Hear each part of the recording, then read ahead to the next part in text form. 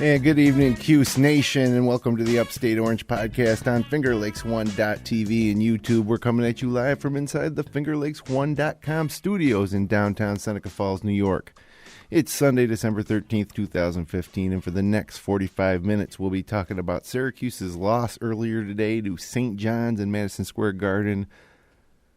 Mike Hopkins running the show, and of course, we'll have some great Orange trivia for you in our Connor's Corner segment, so stay tuned for that. The Upstate Orange podcast is brought to you by Generations Bank with locations in Auburn, Farmington, Geneva, Phelps, and Seneca Falls. Check out their mobile banking app or visit them online at mygenbank.com.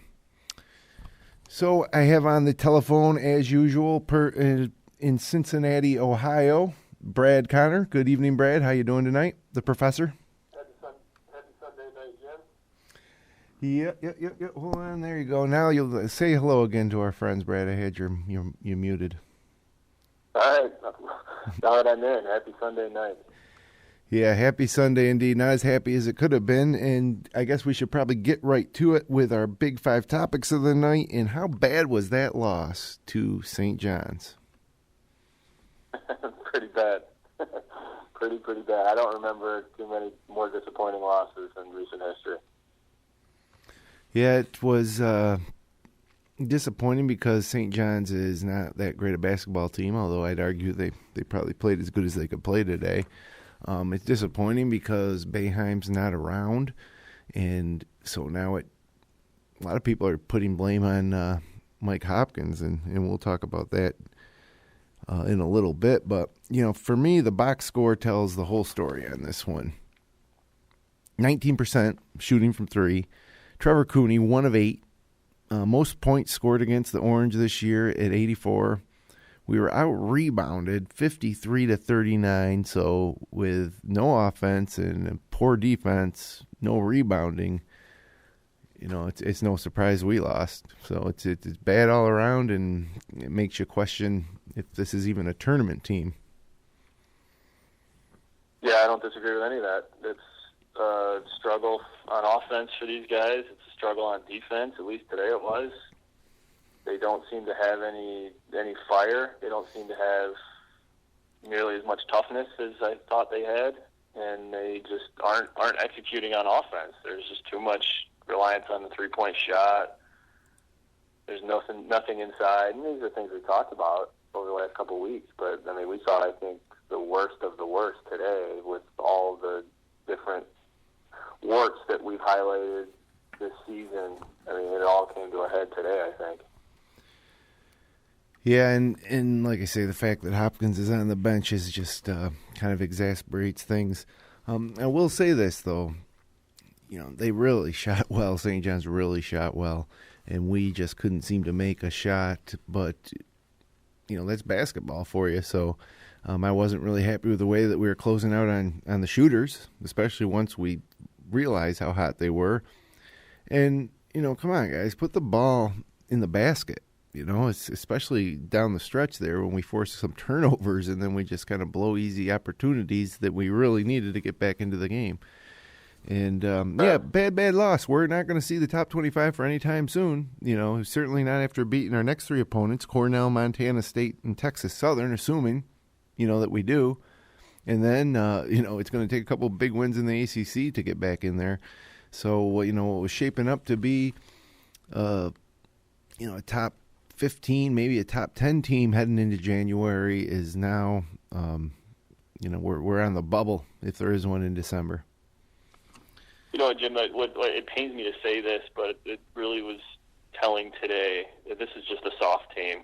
They don't have the toughness both physically and mentally, I think. They got down to St. John's, and it was 8 to 10 points, sort of mid to late first half, and it never got below that. They never were able to dig down and get critical stops. They weren't able to convert when they needed to. There's just too many guys just doing their own thing, and it doesn't feel like a cohesive team, but it also doesn't feel like there's just a collective level of toughness there. I think Benajay brings it and Cooney to a degree, but it seemed like every shot that Syracuse attempted was contested. There were very few purely open looks that Syracuse had today. Right. But it seemed like, man, St. John's had so many open looks, and they were moving the ball well, and they were really understanding what to do against the zone and putting two at the high post at each elbow, and they really got the ball moving left to right. And it just exposed a lot of the weaknesses in the defense. But then, I mean, I highlighted a couple of times. I was watching it with my son, and I said, watch Richardson on the backside of this defense. He just kind of stands there. Like, he doesn't slide. I mean, and if somebody's cutting down the lane, I mean, you and I were raised on the old Big East, and you hammer somebody if they're coming down the lane, and these guys just kind of let them play. It's frustrating. It's not there's not an edge to this team at all. Like, not even a little bit. Yeah, I agree with that completely. And I wonder, taking us right to our second topic, and does Jim Boeheim's suspension have something to do with it? I ask myself, first of all, coaches don't miss the layups. They don't drop passes or miss free throws or not get out on shooters or not get rebounds.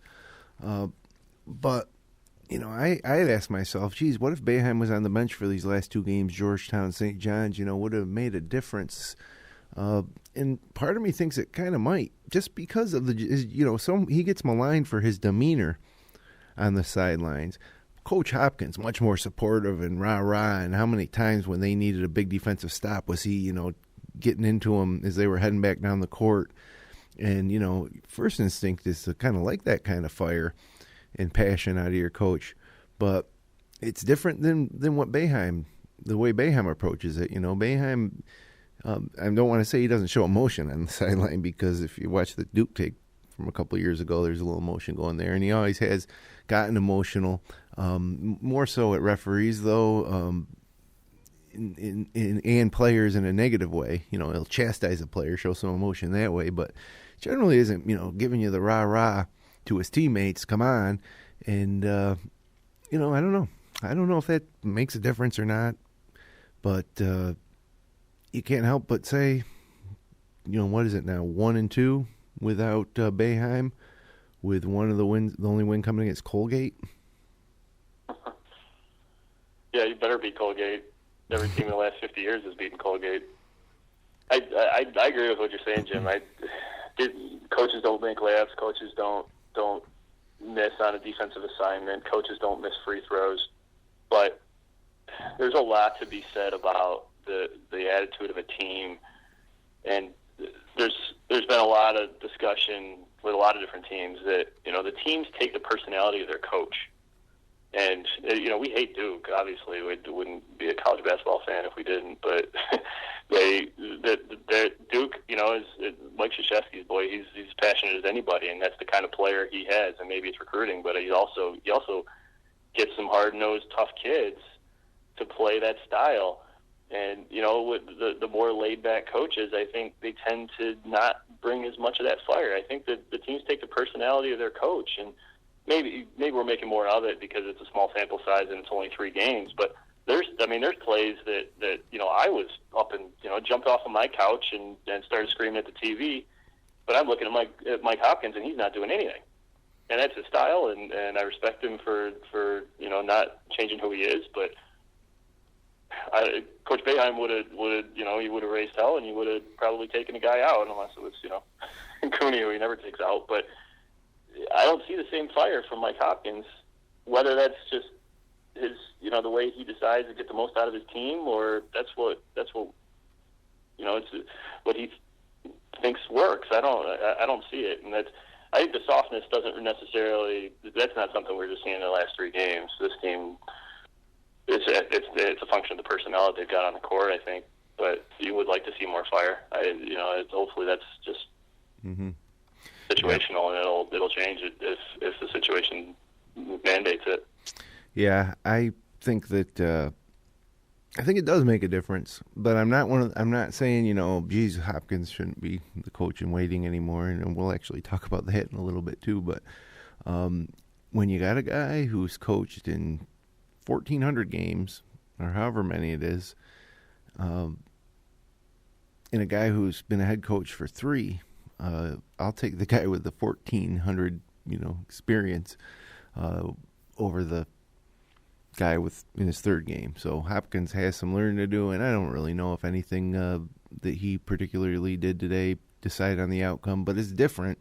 And especially heading down into the second half when we were trying to get back into the game, I don't know. I've seen Boeheim in that situation pull out win after win, and but not today. And he was probably at home just going crazy watching that game on TV. Right. But good for Chris Mullen and company. But brings me to the next question. This is something I'm just so sick of talking about. That the fact that we've had to talk about this next topic so much is pretty much answers the question I have, and that is it time to scale back on Trevor Cooney playing 40 minutes a game and shooting 15 times? You can point to his line and say, oh, he's averages 14 points a game and 5 rebounds and 4 assists and 2 steals or whatever it is that he's averaging right now. But I'm so sick of watching basketball games, Syracuse games, when Trevor Cooney launches a shot that we really need from 3, and it just doesn't go in, hardly ever.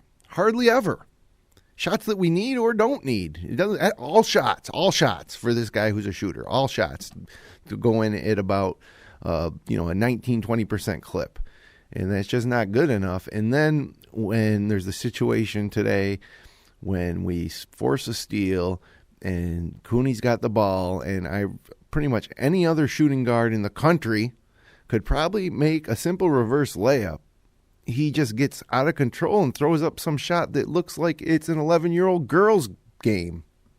And I'm just getting sick of it, and I don't know what other options we have, because Malachi Richardson was just crazy today. Some of the stuff he was doing was crazy. He started to get excited early, when he's in the beginning of the second half. He made a couple, but I don't know where you go, but I'm just sick of seeing it over and over again for the last 5 years, 4 years, 5 years, 4 years. He's been on the redshirted the 1 year, but seems like we've been waiting for this kid to make shots since since the national championship season. What do you think? Am I crazy? Because he works hard, but well, this question should be just a staple on the Big Five. It's something we talk about every single week, and it seems like it's probably every other week. This is on our list to talk about. And the play that you highlighted, when that play happened, I said I am going to talk about that tonight. And you beat me to it. Not only did he take this horrible reverse layup that was completely out of control, and he needed like 8-foot-long arms to be able to make that play, but he got the defender up in the air, and all he's got to do is make a simple wraparound pass to Roberson, who, well, he probably would have missed the dunk, but he was open. And it's a simple recognition that you got a 3-on-2. You take the advantage that you get, and you read the defense, and you make the play. And he just goes barreling in, and he says, well, it's a fast break, and I got the ball, so I might as well try and get the shot off. And he just throws up whatever shot he can get, and chances are it's an awful one. And that was the case in point. And that was the best. They finally put the press on, got a good turnover and good basket the first time, did it again, got another turnover, and they just ruined it. And they were down 7, could have cut it to 5, and instead St. John's gets it, goes right back down, scores, and that was that. And that's your fifth-year senior. Yeah, there are very few seniors in college basketball anymore that are outstanding players, and we thought we had 2 of them. I think we have 1 of them. The other one, it's the same question week after week after week. And but to answer the question, no, they're not going to scale back on him. They're sink or swim with Trevor Cooney at the 2 guard, and that's not going to change. Yeah, as much as I think we'd like it to. The only kind of maybe potential saving grace is towards the end of the year, postseason play. He finally gets hot and makes the shots we've been waiting for him to on a consistent basis, because we need it. We really need it. And that was the thing a couple of years back. James Sutherland finally figured it out as a senior, and that was the guy that we knew was a great shooter. And as a senior, he was, and he was a guy that this team rode down the stretch to some really good things. That's what we need here. I'm not seeing any glimpses of it yet. I said last week, I'm surprised when it goes in, and I continue to say that. And on top of it, first of all, Andy Routen's less athletic than Trevor Cooney, right? But a million times better. They're both former shooting guards, And, Andy Rout, I don't think we really appreciated the greatness of Andy Routins when we had him. No. He was the guy that came in. We thought he only got a scholarship because his dad played for Syracuse. He barely saw the court as a freshman. Skinny, didn't seem very athletic, but just a product of hard work. And smartness and diligence in the zone, because another thing about Cooney is that, they're making threes from his side of the zone. Constantly. He's always late in the rotation to get out there. Takes chances. He takes chances. He tries to get steals, and he gets caught out of position. And a couple times a game it works, and it works well. But you're right. Other times he just gets flat-footed or just out of position, and nobody else can make the rotation quickly enough.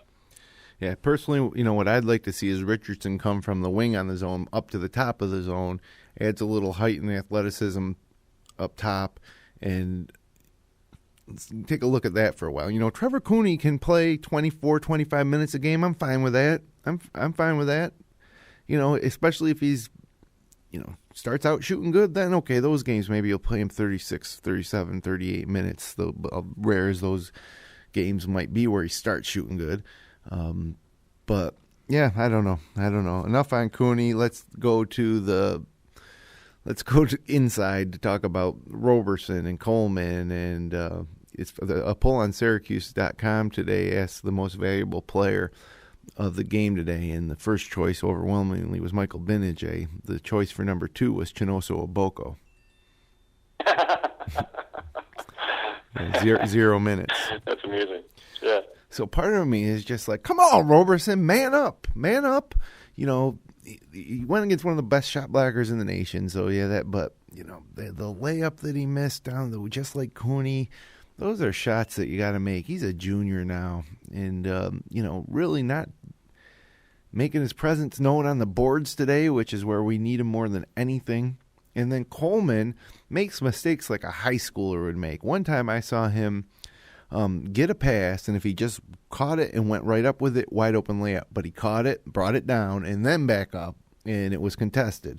He made the shot, but on the sidelines, I saw Hopkins turn around to Tyler Lydon and point that out, and he was kind of upset at Coleman. So, you want to say we're going to see improvement in these guys, but if they can't handle St. John's, in our home away from home, then I don't know. I don't know what's going to happen when we take on North Carolina and Duke and Louisville company. No, the interior game is a big problem with this team right now, and you're absolutely right. When they get into ACC play, they're going to be exposed even more than they have been. St. John's has a decent inside game, but St. John's lost by 40 to Vandy. They lost by 30 to a Division II team, and those things happen for a reason. That's not, and Syracuse should be able to exploit those things. And if you think of yourself as a top level Division I team, you shouldn't have that sort of hole in the center of your defense and your offense, and they just do. And this team misses Rakeem Christmas so much. They rode him hard last year, and they needed to, and that was great. And he gave us one of the better seasons that we can remember. But nobody else has developed an inside game. And Coleman's been out, and I get that. Oboko, what harm would it do to give him 10 minutes a night at this point? Seriously. Yeah, even if he's just in there to foul people. Yeah, 5 fouls anyway. At least there's some physicality. He's been. I mean, he'll foul out in 10 minutes maybe, but at least he'll be physical and contest some shots. Yeah, I agree with you 100%. Because there's no answer beyond that other than waiting until next year when we got Cheekwu there from Providence, 7'3", 7'4", whatever. He's huge. It's going to be awesome. Yeah. I hope that makes a difference. So moving on to topic number 5, let's say Hopkins continues to lose games in this 9-game stretch that Boeheim suspended. You think that Mark Coyle questions the decision to have him succeed Boeheim? I personally don't think that he questions that decision, but what I do think the impact might be is it might impact the length of the contract that he gets. So, I don't think they've agreed on a contract length. They just have said, "Hey, he's the guy in waiting." My guess is if it weren't for this kind of trial run and if everything was as it should have been, he'd probably get 5 years. The duration of an entire recruiting class plus another year, and that would be a good gesture for a guy who's Boeheim handpicked. If they end up going, say, 3-6 over the course of these 9 games, or 4-7, or 4-5 rather, I mean, he may get a 3 or 4 year, and that's probably the impact to me. I don't think he questions that handshake agreement. I think he's got too much respect for Jim Boeheim, but yeah, I mean, I think that's where it might be felt. Yeah, I kind of think that Boeheim's not the boss, especially when he retires. He's out. It's Coyle's, Coyle's on the job. He's going to not want to jeopardize this franchise. That's the cornerstone of the athletic program right now, especially if the football team's still struggling a few years from now when Boeheim doesn't. You think he wants to be perceived as a guy who goes back on an agreement? No, I don't. Wasn't the guy to make that agreement? Yeah, no, he was involved. That puts him in a tough spot, it's in terms of his own reputation. I do. He might have more sentiment behind him, though, if Hopkins doesn't start winning some ball games over this 9-game stretch. We've got Cornell, Montana State, and Texas Southern. That's a good start right there. 1, 2, 3, and then he'll get to coach 2 ACC games, yeah. 3. He'll have 3. That Carolina game is the game he comes back at. So they'll play Pitt, Miami, and Clemson after that. Yeah, if Hopkins wins the next 3, which that'd be rock bottom if they didn't, but loses the first 3 ACC games and ends up going 4-5, that's not good. No, that's not good at all. And it seems like a possibility, whether it's his fault or not. So, mention the next 3. But it makes you wonder if Jim Boeheim would win those games. And you have to seriously ask that question. Yeah, and I have been, and I just think that we don't, as much as we revere Jim Boeheim, I think we really don't appreciate how great a coach he is for what he built here at Syracuse and how he manages games and how he develops talent. These are all kind of things that he's taken flack for, not the building of the program in general, but the management, in-game management, a lot of the things he does. Fans don't like, because he's so stubborn and pretty much does them over and over again. And then the way he develops the talent and manages his roster and playing time is unique. And I think that fans get on him about that. We get him on about that on this podcast. But at the end of the day, the guy just wins basketball games at a historic clip. So yeah, I think it does make a difference. But I'm a huge Mike Hopkins fan, and he's the guy I want coaching when Boeheim hangs it up. But I think he has a little bit, more to learn. I think he's going to have to adjust from the guy who recruited all these guys and is their buddy and their second father type of deal to being, their head coach and more of their supervisor than, father figure. Yeah, sometimes you got to be able to get in somebody's face. We haven't seen it yet, unless it's just happening outside the view of the camera, but he hasn't shown that willingness yet, as far as I can tell. Well, next 3 games coming up. It's going to be a little while. Not till Saturday do they play again. It's a noon game against Cornell. Big Reds 5-4. They beat Colgate in double overtime. So Pitt also beat them by 44 this year. So let's hope that we can handle the Big Red. Tuesday, December 22nd, 7 o'clock. Montana State.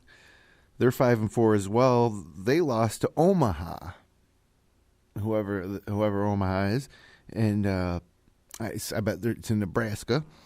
They beat Wyoming, and they beat San Jose State twice. So look out for Montana State. And then Sunday, December 27th at 2 o'clock, it's Texas Southern. They're 1-8. They're a lone win coming against Texas San Antonio. But pretty much every one of those losses has been against if not a Power 5 conference member, like Clemson was in there, but they also lost to Creighton, and really not many bad losses in there. But let's hope that we can win those 3 before we open up the conference slate in the ACC. So let's move forward into something more enjoyable than talking about a Syracuse loss to St. John's in Madison Square Garden and hit me with some Connor's Corner trivia. What do you got tonight, Brad? This is starting to become. This is related to what I'm seeing on the court. This is starting to become a team that just only wants to seemingly shoot 3-pointers, and that's all they want to do. And so it just got me thinking of, what are the records that this team could potentially break in terms of 3-point, shots and shot attempts and efficiency and individually team records, et cetera. This team is enormously 3-point oriented, and have there been teams to that degree in the history of this program? And so I was looking into some of the records associated with 3-point shooting on this team. So that's the theme of this evening. So let me ask you this: at its current pace, where would this team rank in terms of the number of 3-point field goal attempts over the course of the season? Well, just give me a rough ballpark of where you think they would fall. I'd say number one, most. That's correct. This team would absolutely blow away the record for most 3-point attempts in a season. So over the current record was a 2001-2002 season. Also not a very good season. A season that did not end in an NCAA tournament berth. Yep. That was the final Shumpert, Deshaun Williams team, I believe. Yep. Just the team just prior to the team that won the national championship. And that team had a total of 766 3-point field goal attempts over the course of the season, over 35 games. This team right now is averaging 25 3-point field goal attempts per game. At that pace, even if they only played in one ACC tournament game and lost it, and didn't play in the NCAA tournament, and didn't play in the NIT, and didn't play in the CBI or whatever the nonsense is, they would have 810 3-point field goal attempts versus the previous record of 766. It's not even going to be close. And they're not even close. And there's only 3 teams in the history of this program that have had over 700 3-point field goal attempts, and this team would have 810. It's just crazy to me that how prevalent the 3-point shot has become on this team. I think they don't have any other option. I think Boeheim's like, look, we're going to go down. We're either going to make threes or we're going to go down because there's no other option other than, obviously liking to see Benajay take it to the hole and Richardson take it to the hole, and Cooney, having the shooters take it to the hole sometimes, but you're not going to dump it into Coleman or Roberson. Roberson's most effective, 15 feet from the basket. It's So, anyways, back to trivia. Yeah. So then, with that being said, where would this team rank in terms of the number of 3-point field goals made? I would still think that they'd be first, right? I mean, if you take that many more, even if you shoot 8-9% less over the course of the season, you're still going to have the most. Right. So you're right about that. So they're shooting at a 36-37% clip right now, which is actually better than you would think. And they've had some good games. Yeah, that's true. What's helped them is you've got Benajay who's shooting over 50% after today. Yeah. It's Tyler Lydon who's shooting exactly 50%. Right. Problem is you've got Cooney and Richardson who are bringing it down below. Cooney's at 31 and Richardson's below 27 and change. Yeah. But when you average it all out, those guys are still shooting at about a 36% clip. They would have 298 3-point field goal makes at the current pace, which puts them 40 more than the next highest in the history of this program, which was the 2006 team, which was Jerry McNamara's senior year when he went bonkers that year. Yep. Yeah. So they're making it a good clip, and games like today make you think that, man, this stinks, but they've had great games shooting it too, and if we'll get the good with the bad, and hopefully more good than bad, but at the current pace, they're still as good as they've seen in the history of this program. Yeah, thank you, Michael Benajay and Tyler Lydon, and early in the season, Malachi Richardson. Malachi was 4 of 10 today. He always seems to throw up a few air balls, and of course, or no, I'm sorry.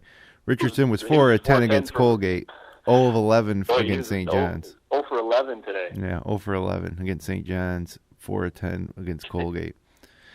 That was the thing that drove me crazy. Malachi Richardson he's a 30% shooter. He shot 20 times today, 11 times from behind the arc. Yeah. For a guy that's shooting about 30%. Yeah, 4 for. At some point, you just got to sit a guy on a bench. Like you're hurting us. Oh, you don't think Boeheim would have pulled him out? That's a difference right there. But I guarantee you that he doesn't get a chance to shoot 11 3-pointers. Yeah. But Hopkins stuck with him. His first 6 or 7, it just keeps flying. Yeah, Cooney 1 for 8. That's pretty good, right, for Cooney? Like I say, I'm surprised when they go in. Yeah, thanks for going 4 for 9 against Colgate. You know, that would have been nice today, but nope, 1 for 8, and you know, the free throw shooting of Roberson today was really something too. Oh, it was awful today. Awful. He's normally not as bad as he was today, but man, he wasn't there today. I don't know what it was. Yeah.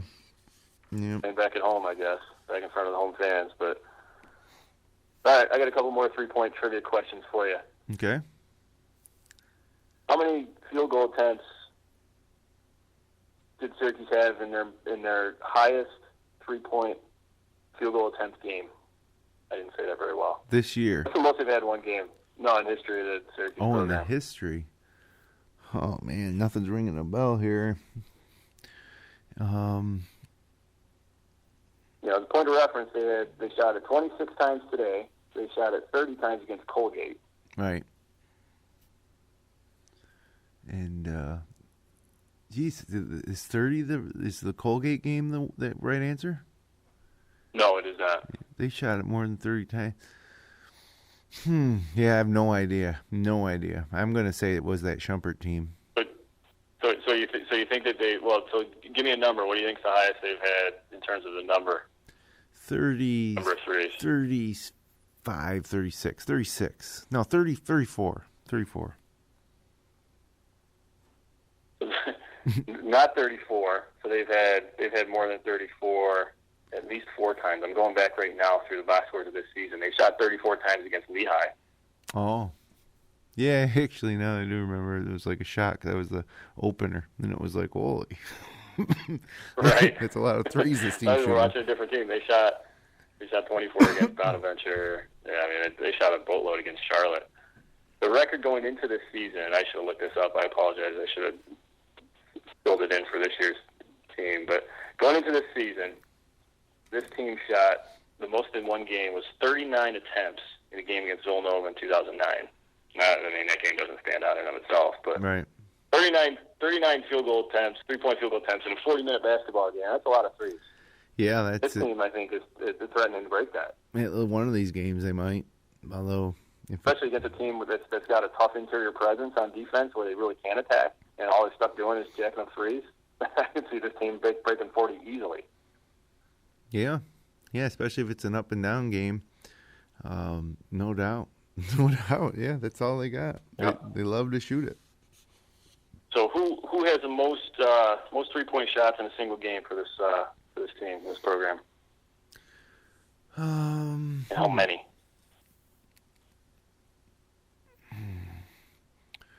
I'm gonna say Jerry McNamara, and I'm gonna say 17.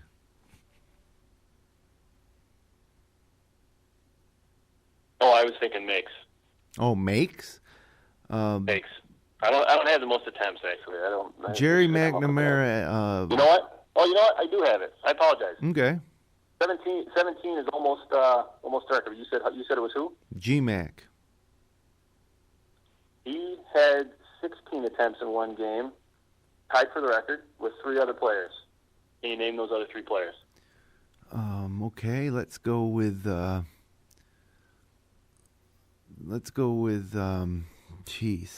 Andy Rowans against UConn. Yep.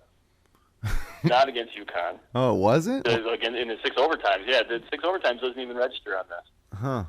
Okay. But it was Andy Rowans against Coppin State in 2008. And then let's go with, who was a notorious shot? Jerry McNamara's 16 3-point attempts was at Notre Dame in his senior year. If you remember that game, that was a great game that he played. Trevor Cooney? Trevor Cooney is incorrect. Okay. How about It's definitely, you can't go back to like Greg Monroe because they didn't shoot it that much. Even No, not that far. No. I'm gonna say not Johnny Flynn wouldn't chuck it up that much. Devendorf though might. Eric Devendorf? No, not Devendorf. No, not right. He was a good 3-point shooter, but he was a lot more of a slasher. Yeah. What a great finisher he was with both hands. Loved watching him slash and going with the left. He was as good with his left as he was with his right as a right-handed player. Yeah, absolutely. Agree with you there. He also tweeted out before the game today that, sorry, Coach Mullen, you're going to have to take the loss today or something. This is dumb. Yeah, right. Geez. What about Preston Shumpert? Probably not. Incorrect on Preston Shumpert. I don't know where he ranks, but he did not have 16 attempts in a single game. 16. He's a guy you think would, but he did not. Who would shoot 16 3-pointers? I'll tell you, one of the guys here, I brought him up this afternoon when I was watching the St. John's game with my son. I said, the lack of conscience here reminds me of this guy when Richardson kept jacking it up. The lack of conscience? As a freshman. Oh, as a freshman. Lack of Dante Green?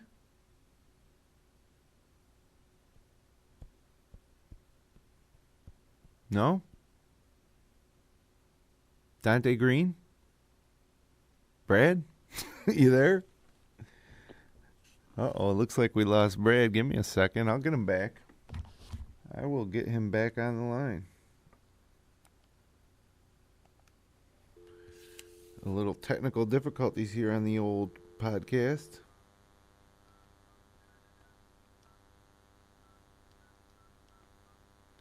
Hang tight. We'll be right back with you.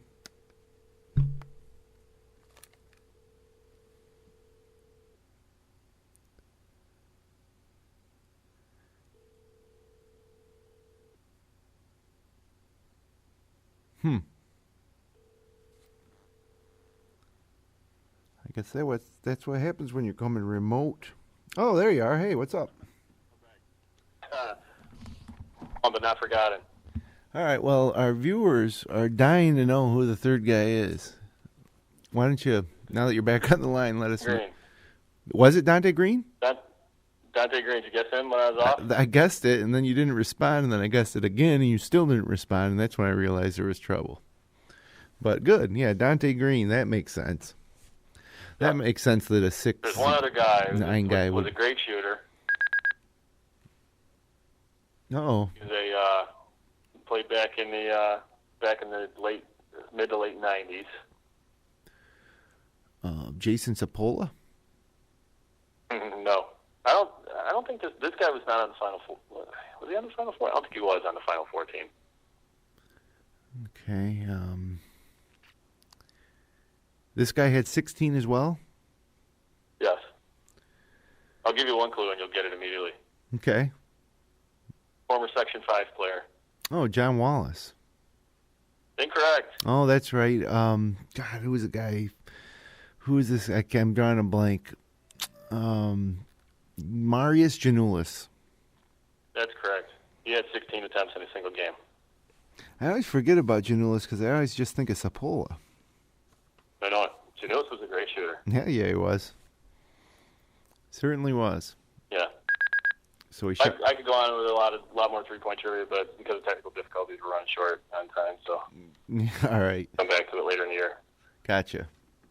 So. To dominate, I hate that the 3-point shot dominates our discussion, and I hate that it dominates this team's play because I don't like teams that just commit themselves to just launching threes. It's not the kind of basketball that we grew up watching and enjoying, and we're taught. But this is, as you say, that's what this team's been forced to do. Yeah, and what are you going to do? Thomas Bryant's in Indiana. If Thomas Bryant, right. That's a guy we could have used this year. Well, all right, Brad, let's move it on forward here with 2 for the road. And you mentioned the kind of basketball we grew up on. Well, and you get a taste of it when you watch Fox Sports. When Syracuse is on Fox Sports, Rafferty's doing the game. They're previewing the next game coming up between St. Peter's and Seton Hall. And I love it. Isaiah Whitehead played for Seton Hall. These guys are Yeah, it could have been at Syracuse. They got that chip on their shoulder, just like the old Big East used to. The new Big East it's going to be a force to contend with, just the way the old one was, and we're not going to be a part of it. I don't think in this day and age that it will ever be to the extent that the old Big East, emerged and kind of was dominant there in the 80s. But it does make me miss the Saturday matinee against Seton Hall, and now, I don't know. It's just I don't like it. I don't like the ACC. I don't care. I don't care about Georgia Tech. You don't like your Saturday matinee against Clemson and your Sunday evening tilt against Georgia Tech. That's right. Yeah, that's exactly right. I miss Big Monday. Against anybody in that league. Providence. Hey, Marquette beat Wisconsin today. Which is Big East could be one of the better leagues in the country this year. I mean, Providence is playing great. They're a top 15 team. Yeah. Xavier just beat up on Cincinnati this week. They're rolling through people. St. John's, who knows? Maybe we've seen what they can become. Georgetown, we've seen what they're about. Yeah. Villanova's always good. I mean, maybe we should be glad we're not in the Big East, because it could be a pounding. So far 0-2 against Big East teams this year, but man, it's fun to watch Big East games, and we'll always miss the Big East. And I just as much enjoy watching the Fox Sports Big East coverage as I do ACC. In fact, more so. I do. And Raftery do a Syracuse. That'll be the last game that Raftery does with Syracuse this year. Yeah. Hope you enjoyed it, because that's all you're getting. Yep. Hello, Len Elmore, and others. Bad. Well, all right. Two for the road here. We've got Caleb Joseph has disappeared. No matter Boeheim or Hopkins is coaching. As a matter of fact, Hopkins got a shorter leash on Caleb Joseph than Boeheim did, and it just feels like he's the guy that we're not going to see next year. He's not going to play much this year, and then so long, Caleb Joseph on to Iona or parts unknown. Do you agree with that, or do you see this possibly playing out another way? Well, so ignore what happened last year with Caleb Joseph on the basis of the fact that he's a sophomore, and the time that he's getting and the productivity he's providing as a sophomore. Mm-hmm. How is what he's doing in the role he has today any different than what Ron Patterson was doing at this time a year ago? And you see what happened with Ron Patterson, Jay Johnson. Yeah. The sophomore year, that's the tipping point with a lot of these guys. Hey, if I'm not seeing the court as a sophomore, then I'm going to take my year, and then I've got 2 more to be productive somewhere else. I think there's a lack of patience a lot of times with guys in this generation, but I don't know. I mean, I see Frank Howard getting a lot more of the time now with Mike Hopkins in charge that Caleb Joseph was getting in the past, and Franklin Howard's not turning pro, and if he's being productive and getting more and more time, there's no room for Caleb Joseph in this rotation at all. Yeah. Too bad, but if Ron Patterson was here and if B.J. Johnson was here, they aren't the type of players that are going to help us out this team. They wouldn't be playing again this year. No, that was the best thing for those guys probably, and for this program really. They're just. If you remember how bad a 3-point shooter Ron Patterson was, he had no conscience either. Yeah. Now to stop shooting, and then he kept shooting. And then he was on the bench, and now he's playing for IUPUI or someplace. I don't even remember where he transferred. Right. Well, it certainly has been a humbling past couple weeks here for Syracuse fans after that Battle for Atlantis championship, and feeling like we're going to ride this thing all the way through to a national championship in March, to missing Coach Boeheim and losing to St. John's and Georgetown. Oh, man, and what makes it even harder is that we're not seeing those guys again for another year. It's not like we're going to play them again in a month. So, we got to sit with that. And they were chanting in the stands today, even though there was more orange than red. They were chanting New York's college team, New York's team, they chanted, New York's team, when the time was winding down. Because, of course, Dr. Gross. Yeah, we brand ourselves as New York's college team, and they obviously don't like it. But get a football team. It's all about football anyway. That's the only reason it's branded that way. Yeah. So, all right. Well, it's a downtime now. We got. We might even take a week off on the podcast here, Brad. What are we going to do? Come back and talk about the Cornell game next Sunday. So stay tuned. We'll figure that one out. And until then, be sure to subscribe to the show. We're on iTunes, Stitcher, YouTube, or you can subscribe via RSS. We're online at fingerlakes1.tv/upstateorange. And, Brad, if we don't do another show, that would be Christmas before we do. So, Merry Christmas to you and your family if we don't meet back here next Sunday night. And Jim, keep your head up. It's a long season. A lot of time left. It is. It's just we're not accustomed to having this many losses at this time of year. Been spoiled by Coach Boeheim. I sure hope that the future after Boeheim's retirement works out a lot better than this this stretch has of his suspension. So, all right, Brad, appreciate it. Good night. And for the Professor Brad Connor, I'm Jim Sinacropi. Have a great week and have a great Christmas, and let's go Orange.